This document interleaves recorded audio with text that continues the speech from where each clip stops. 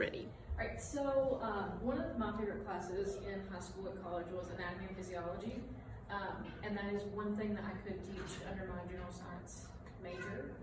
So I kind of wanted to like mess around with some of the options there. This is one I found. It's not as cool as another one. You have to buy the other one, so I went with this one. And I think the physiology part, I don't think this is as helpful. You would have to find a site that allows you to actually like zoom in on the organs and maybe even go inside.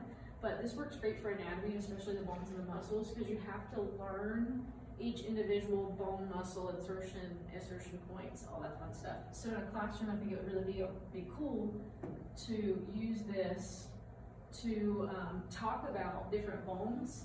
And within this Helpline system, so this is just the full body. I thought this was the one that would be the coolest to show you guys. But they also have individual where they zoom in and they say, okay, the front of the skull, the back of the skull, and you can rotate the skull around, or the pelvis, or whatever it may be, and take a look at it. And then this is a pretty cool feature where you can take the layers down, and if you have the muscle feature open, it'll strip back muscles.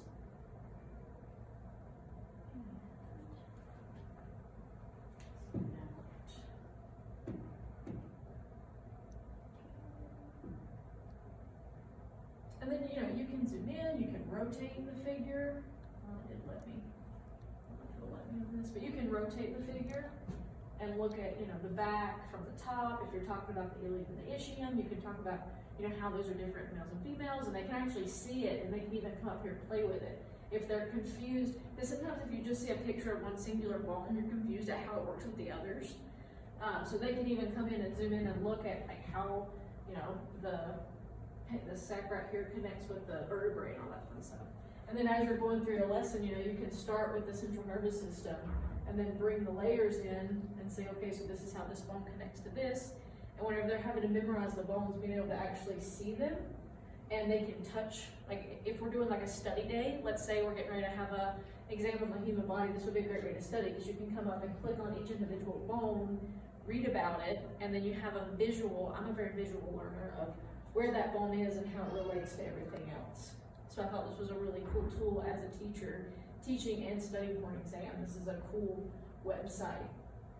And then as a study tool later, just like for fun, I found this little website where you can set up your own Jeopardy game. You can split it into 3 teams or 4 teams or 5 teams, depending how big your class is.